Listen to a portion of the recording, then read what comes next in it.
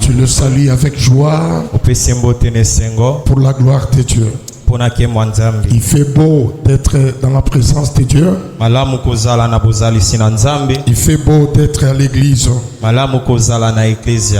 Là où la Bible déclare, il est doux et agréable pour deux frères de demeurer ensemble. Amen. Amen. Il est doux et agréable pour deux frères de demeurer ensemble. Gloire au Seigneur. Restez debout, on fait déjà la première lecture. On nous lit notre verset de base de notre séminaire. Le verset de base. Hébreux chapitre 10, verset 16, disons du Seigneur. Amen. Alors je dis, voici, je viens. Dans le rouleau du livre, il est question de moi pour faire au Dieu ta volonté. Veuillez vous asseoir et nous acclamons le Seigneur. Un grand merci à Dieu de nous avoir assisté depuis le mardi quand on avait commencé notre séminaire. Que Dieu soit béni et qu'il soit loué pour ça. Gloire au Seigneur. Je crois que je vais beaucoup lutter avec le temps de manière à donner l'essentiel pour ce soir. Et que Dieu nous aide par rapport à cela. Nous sommes en train de parler sur un thème dans ce séminaire. Il est question de moi. Il est question de moi. Et lorsque nous lisons dans le livre des Hébreux où on a tiré ce thème, l'écrivain de ce livre, il a commencé à parler d'abord sur la loi, qui n'était pas l'exacte représentation des choses. Mais cette loi-là était l'ombre de biens à venir et non l'exacte représentation des choses. Et par après, il a touché aussi au sacerdoce pour nous parler des sacrifices qu'on donnait. Parce que dans les sacerdoces, il y a des sacrifices qu'on donnait. Il y a un sacrifice annuel et il y a d'autres qui se donnaient. Et les sacerdoces fonctionnaient comme ça. Il y avait des sacrifices et chaque sacrifice avait sa raison d'être, et tous ces sacrifices-là typifiaient Jésus. Et c'est pourquoi Jésus a dit: tu n'as voulu ni sacrifice, ni offrande, ni holocauste. Et l'écrivain dit selon ce qu'on donnait par rapport à la loi. Il y a des sacrifices qu'on donnait par rapport à la loi. Alors l'écrivain dit: Dieu n'a pas voulu cela. C'est-à-dire Dieu n'a pas agréé cela. C'est-à-dire Dieu n'était pas satisfait de ces sacrifices-là. Ces sacrifices n'étaient pas agréables. Et voilà pourquoi l'écrivain a dit, il dit: tu m'as formé un corps. Et ça c'est Jésus qui parle au travers de l'écrivain. Tu m'as formé un corps. Et tu m'as formé un corps pour que je sois un sacrifice qui te sera agréable. Parce que tous ces sacrifices-là n'étaient pas agréables devant toi. Tu m'as formé un corps pour que je sois un sacrifice agréable. Alors quand il arrive au verset 7, il dit, alors je dis, voici je viens dans les rouleaux du livre, il est question de moi pour faire, ô Dieu, ta volonté. Un petit rappel que je disais par rapport à la Bible. Lorsque les écrivains de la Bible, Dieu a utilisé une quarantaine des écrivains pour nous écrire la Bible. Et ces écrivains-là de la Bible, ils ont utilisé des supports par rapport à l'âge et par rapport à l'époque. Et c'est pourquoi selon la bibliologie, il y a des fois qu'on avait utilisé les écorces. Il y a des moments qu'on utilisait les papyrus. On utilisait aussi des parchemins. Et aussi le rouleau. Donc tout ça c'était des supports qui transportaient les écritures. Et c'est pourquoi maintenant les théologiens, Dieu les a inspirés à mettre tout le livre ensemble. Parce que tous les livres au départ n'étaient pas ensemble. Les livres étaient séparés. C'est les théologiens qui les ont mis ensemble. Ils ont organisé les chapitres. Ils ont aussi organisé les versets. Et ça facilite la lecture et la compréhension de certaines choses. Et aujourd'hui, vous allez remarquer que les téléphones aussi, ou l'ordinateur, des tablettes deviennent aussi des supports des écritures.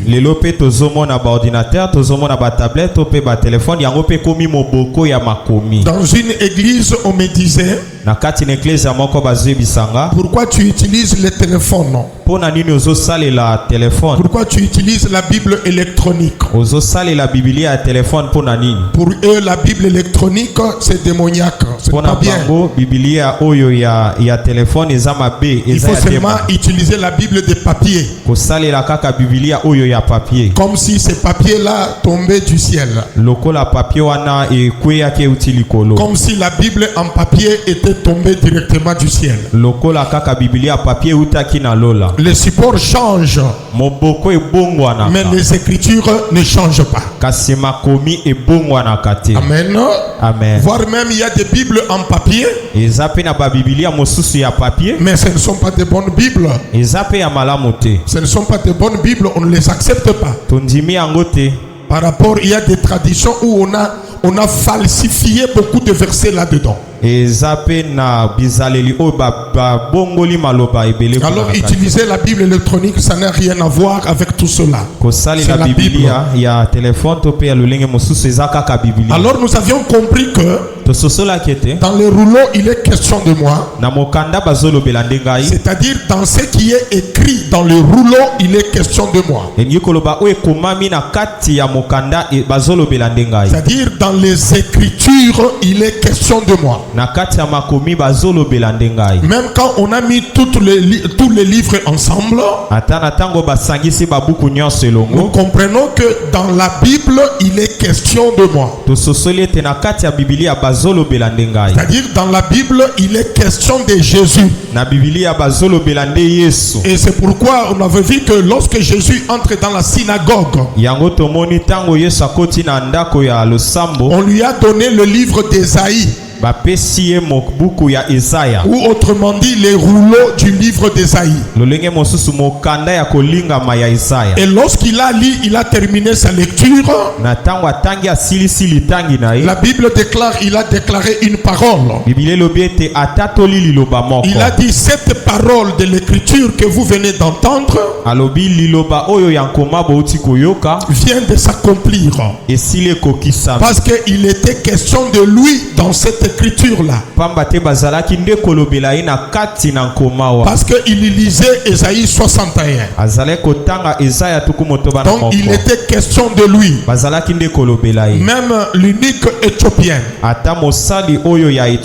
lorsqu'il quittait Jérusalem pour rentrer en Éthiopie, l'Esprit dit à Philippe de s'approcher de son char. Et Philippe l'attendait qu'il lisait le prophète Ésaïe. Il lui a posé la question, comprends-tu ce que tu lis? Il a dit, comment le pourrais-je s'il n'y a pas quelqu'un qui me guide? Alors il invita Philippe dans son char pour que Philippe l'aide à comprendre. Il y a qu'un verset qui me plaît beaucoup là-bas. L'unique Éthiopien a posé la question à Philippe. Il dit, de qui le prophète parlait-il? Il parlait de lui-même ou il parlait de quelqu'un d'autre? Et au travers de cette question-là, alors Philippe commence à présenter l'évangile de Jésus. Pour lui dire que le prophète ne parlait pas de lui-même. Le prophète parlait de Jésus. Parce que l'unique Éthiopien lisait le verset qui dit un agneau qu'on amène à la boucherie. Il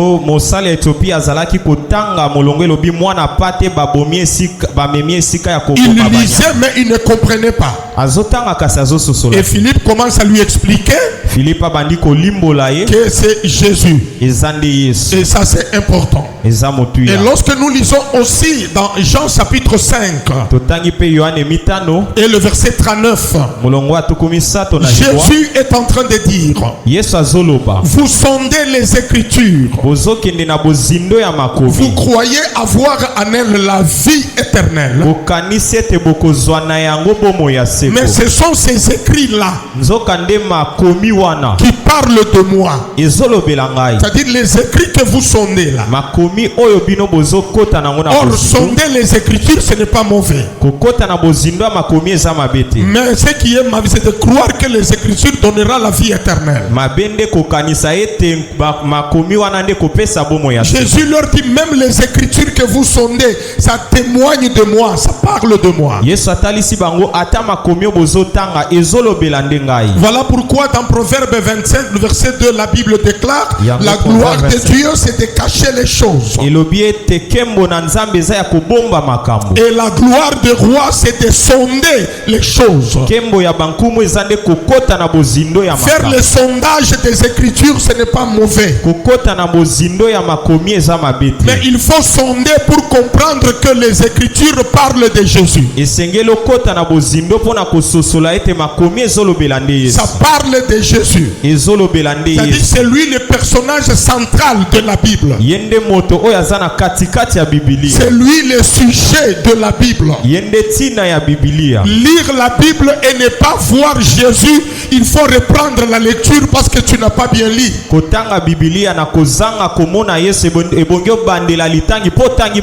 Lorsque tu lis, tu ne vois pas Jésus. C'est-à-dire tu as mal lu, il faut reprendre ta lecture.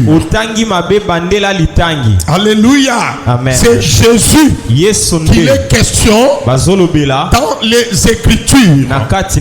Alors ce que tu dois retenir, je le disais depuis le début, ce que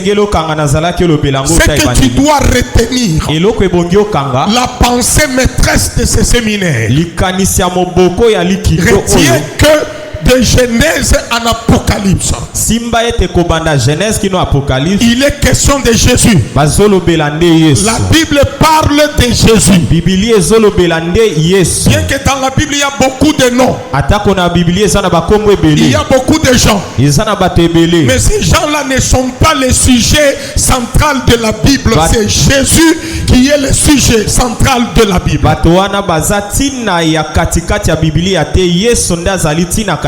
C'est lui, les Écritures témoignent de lui.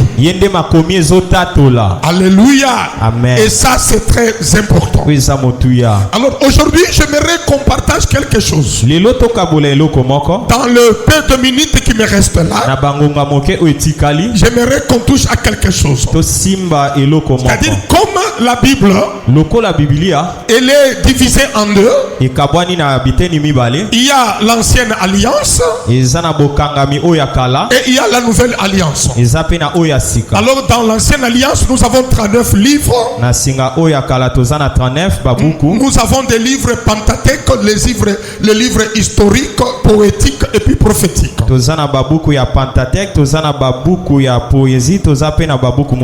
Et dans le Nouveau Testament ou l'Ancienne Alliance, nous avons aussi 27 livres qui sont répartis en 4.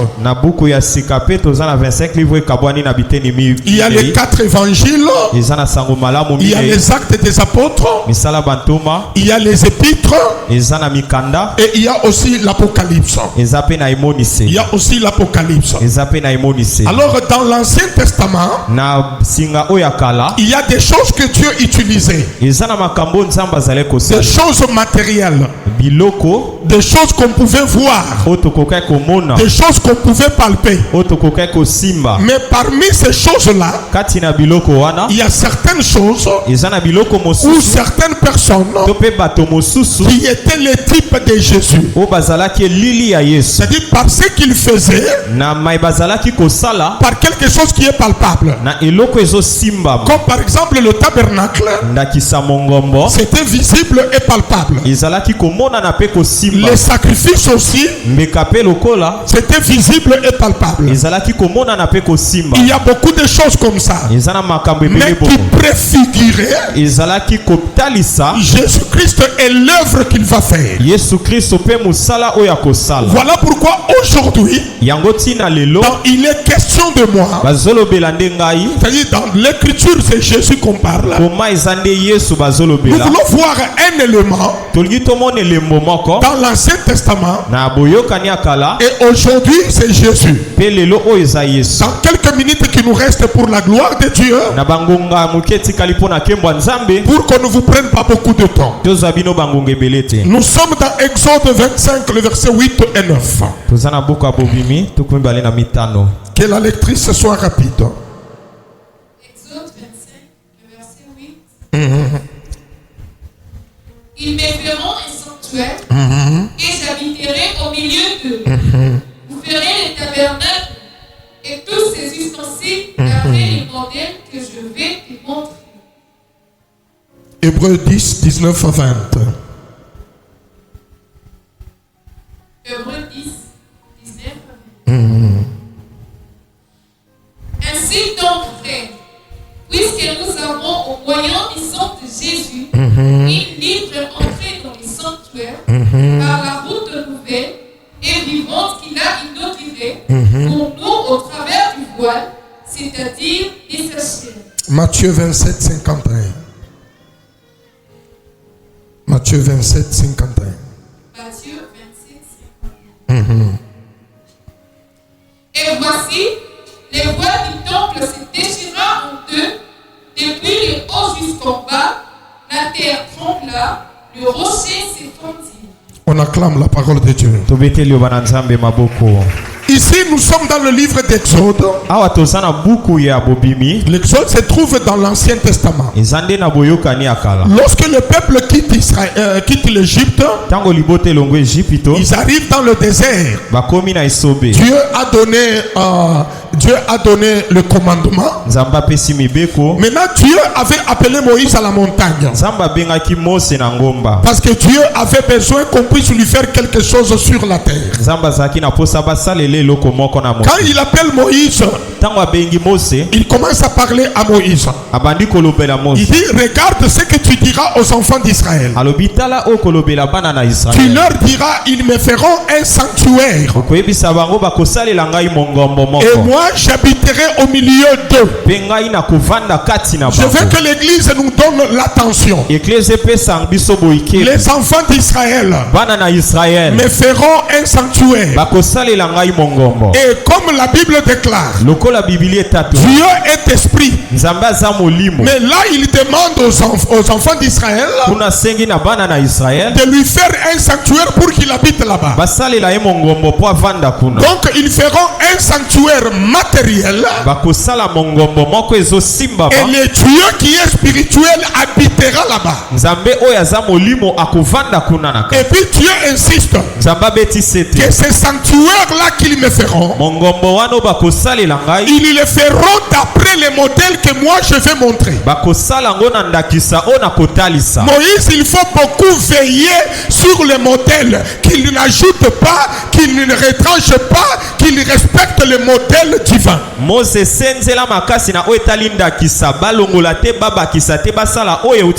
Donc tout ce qui sera fait là-bas, c'est moi qui va donner le modèle.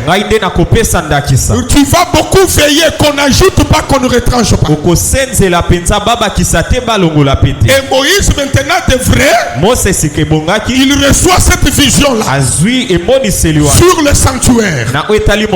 J'explique le sanctuaire. Le sanctuaire est dans le tabernacle. Et dans le tabernacle, je m'explique. C'est-à-dire, il y a ceux-là qui disent le tabernacle avait 3 parties. C'est-à-dire le parvis, le lieu saint et le lieu très saint. Il y a d'autres qui disent que le tabernacle avait 2 parties. C'est-à-dire le parvis et aussi le sanctuaire. Qu'est-ce qu'on appelle sanctuaire? Parce que le sanctuaire était fermé, tandis que le parvis était à ciel ouvert. Mais le sanctuaire, c'est l'ensemble du lieu saint et du lieu très saint. C'est ce qu'on appelle le sanctuaire. L'ensemble de deux chambres là. Alors quand Dieu disait à Moïse, il disait, tu feras ce sanctuaire là. Le sanctuaire que tu feras, et moi je vais habiter au milieu de vous. Permettez un peu que je dise ceci avant de continuer. Lorsque Dieu révèle ça à Moïse, il dit le tabernacle, à l'entrée il y aura une porte. Il y aura une porte à l'entrée.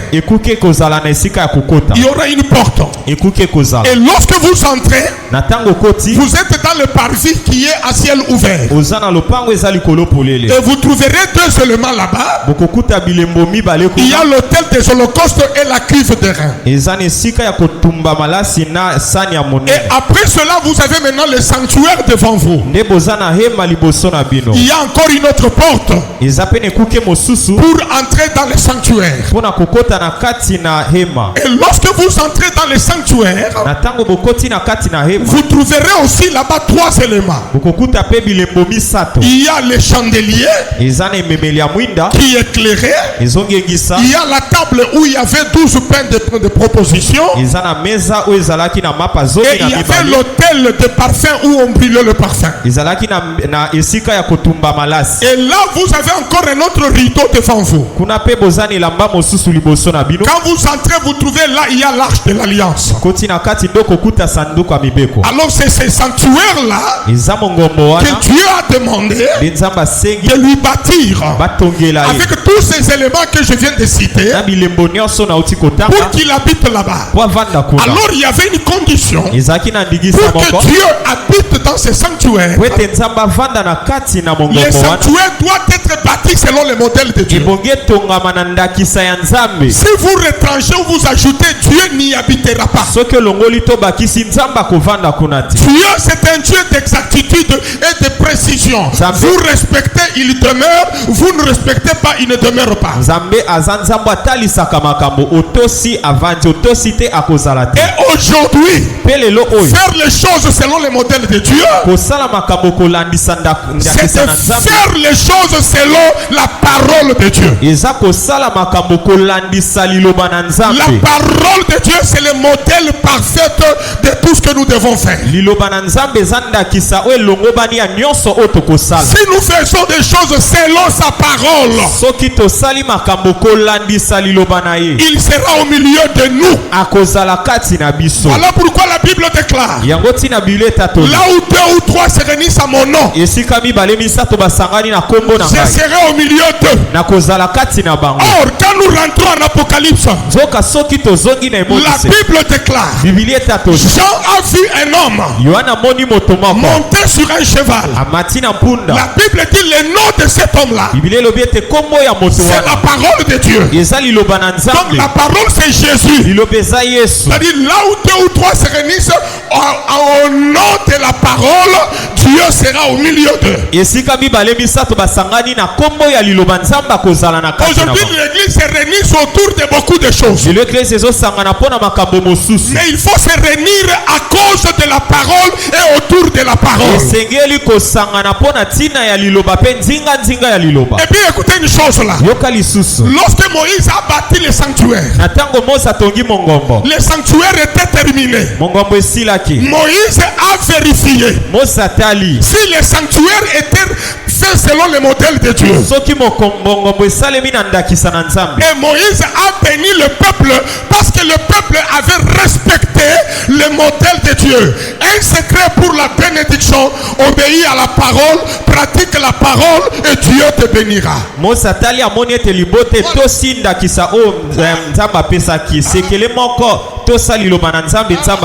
C'est ça le secret de la bénédiction. Il n'est pas question d'huile, ni du sel, ni de la terre.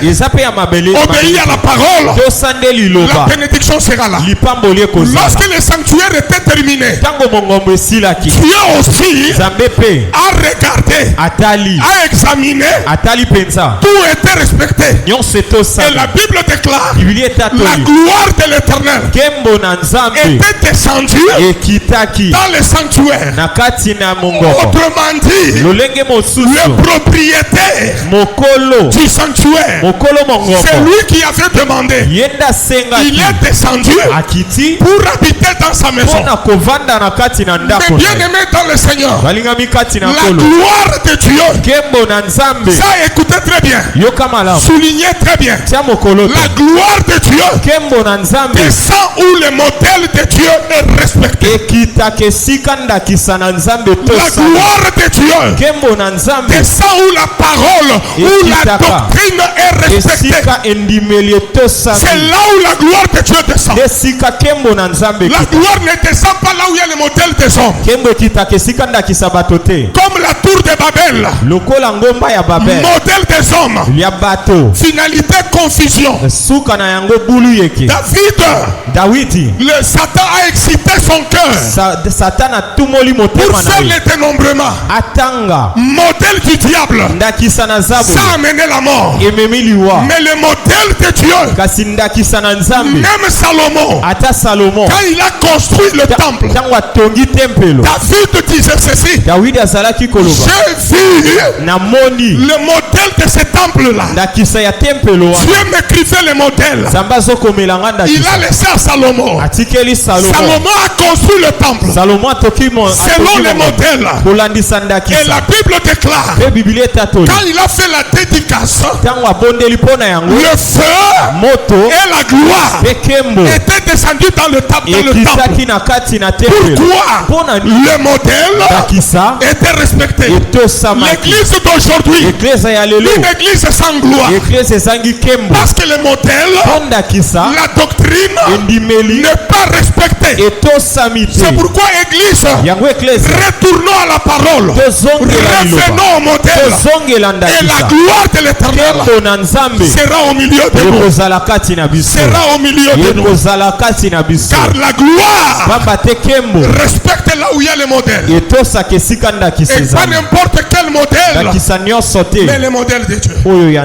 Alors c'est par vie là qui était recommandé par Dieu et qui était le modèle de Dieu. Et puis écoutez une chose qui est intéressante.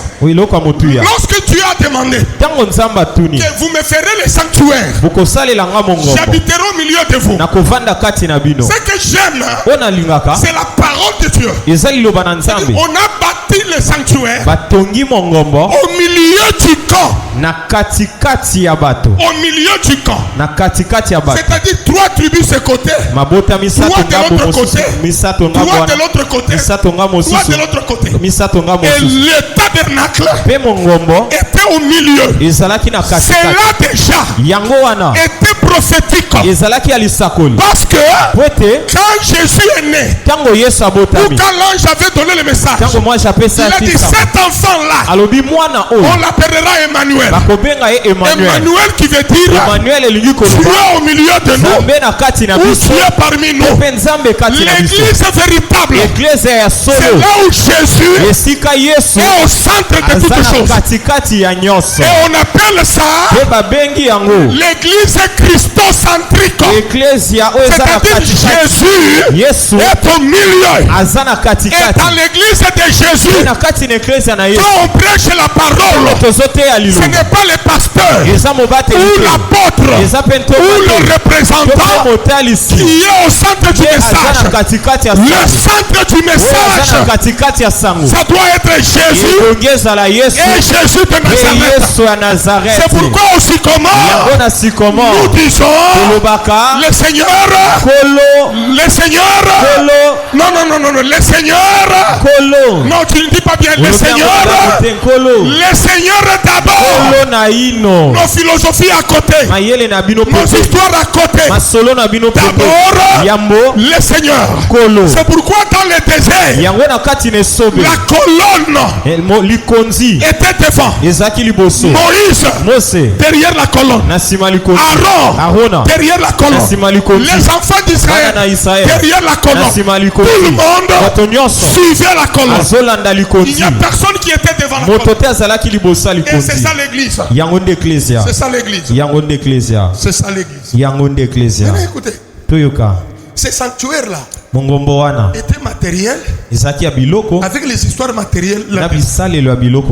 Maintenant, Hébreu vient nous dire quelque chose. Alléluia. Amen. Vient nous dire quelque chose. Donc ce sanctuaire-là, bien que Dieu y habitait, ce sanctuaire-là préfigurait un autre sanctuaire.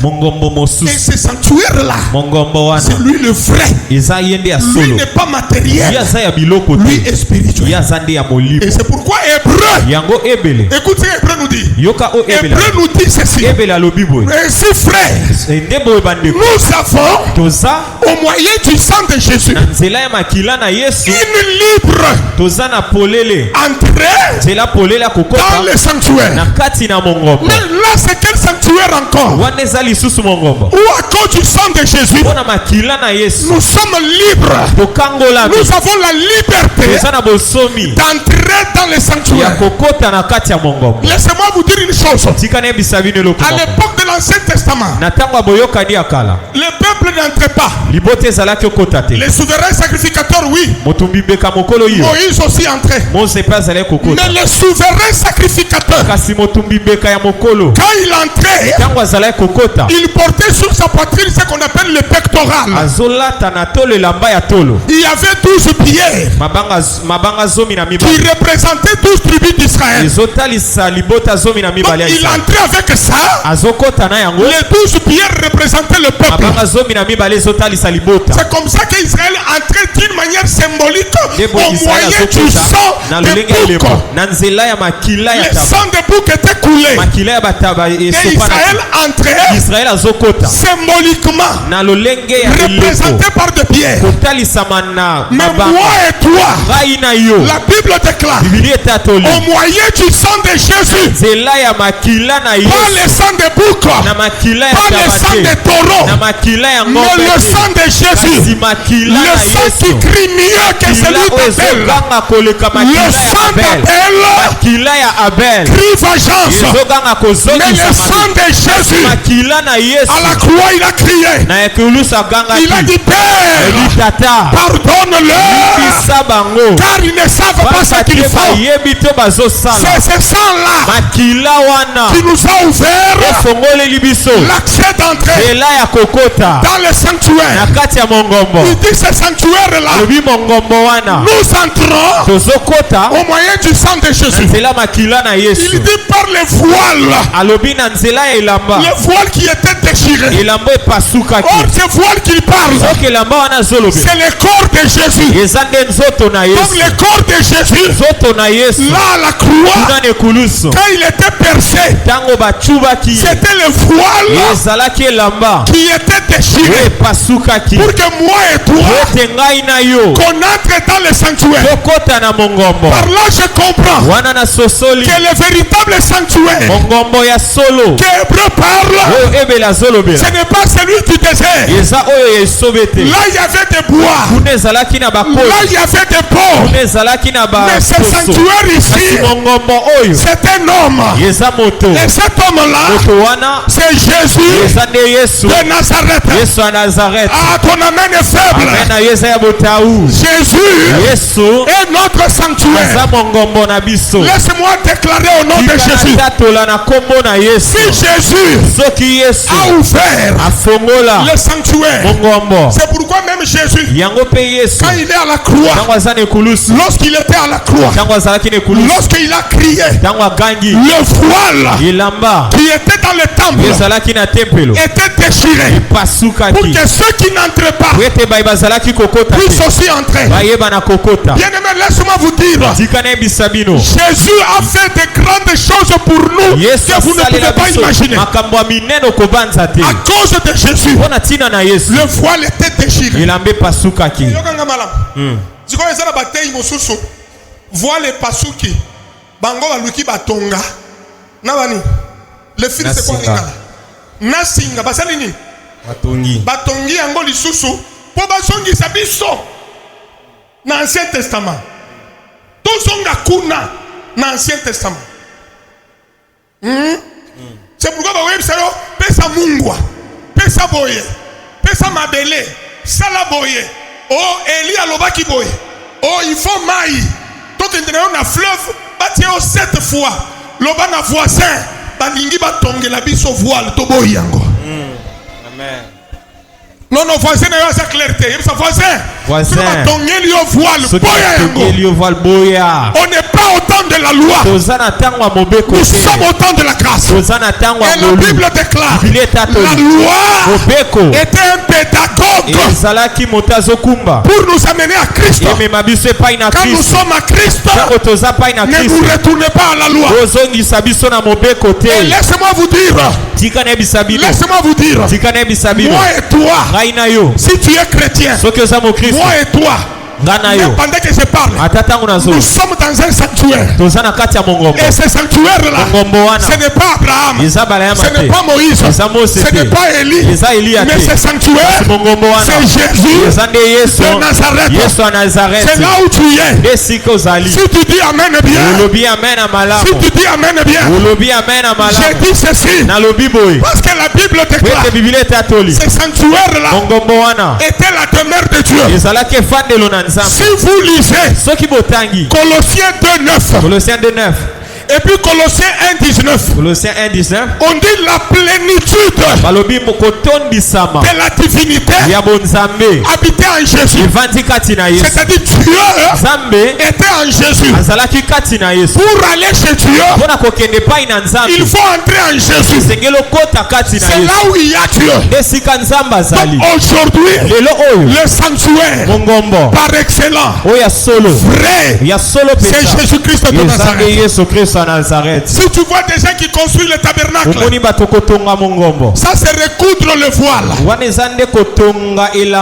Nous sommes dans un sanctuaire spirituel qui s'appelle Jésus. Écoute même une chose. Même la porte du sanctuaire, c'était la préfiguration de Jésus.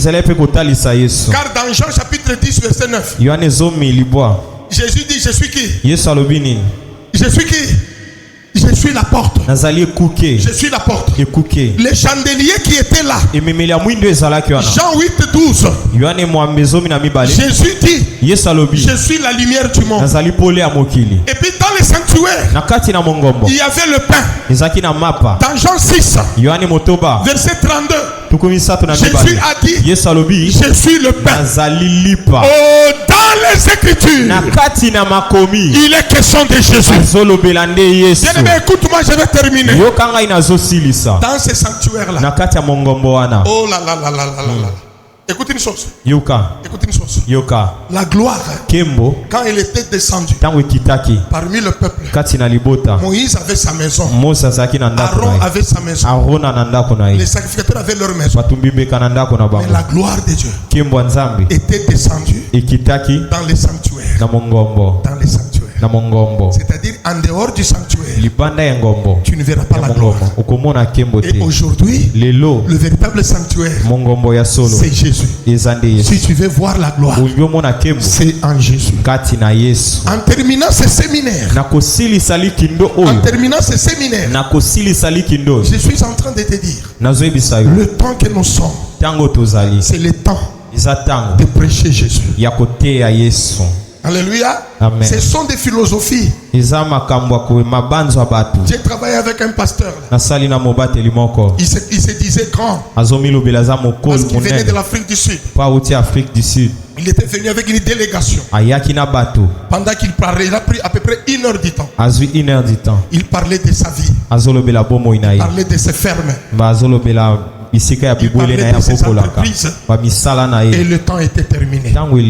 Bien-aimé, la Bible déclare: montre-nous le Père et cela nous suffit.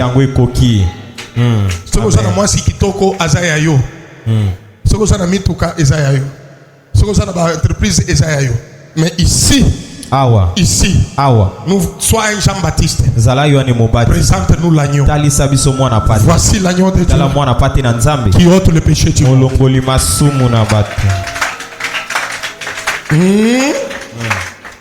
Dans l'église, moi, comme tu es azotea lobby. Les noms de la li solo, il y a un poukou na nyao. Bato bazawana, surtout ba mama bazawana. Yabisi bango, na moni nyao. Azo linga kanga poukou. Nyo poukou azo kima. Et puis par après, poukou amoni li douso asalini. A koti, nyao akomi wana. Azo yete. Nesko yemoko sikoyo na kimotei na ye na mayele na ye nyalubike omoni yo oza puku sikoyo nyao ne aza Satan. Siko tango Satan azolanda yo yo omoni litusu. Siko litusu wana eza Yesu Masiya. Ba mama yelele ozalaki wapi yo comme un pouco. Il y a même dans des églises, les gens acclament ce qu'il ne faut pas acclamer. Les gens disent amen à ce qu'il ne faut pas dire. Écoutez, l'amen n'est pas obligatoire à l'église. C'est quand tu sens que ce qu'on a prêché, c'est la vérité de la parole. C'est alors que tu diras amen. C'est vrai. Na sepelaka mingi na ancien je trois jours bake yo ozo forcer ngala loba men ndengeni yo te akaka ngamo ko kusala ni Na koloba meta on a que eloko bateli wana eza ya solo. Papa, c'est Jésus. Papa, Jésus est tout pour nous. Il est la vie pour nous. Il est la porte pour nous. Il est le chemin pour nous. Il est le pain pour nous. Il est la lumière pour nous. Il est tout pour nous. Jésus est tout pour nous.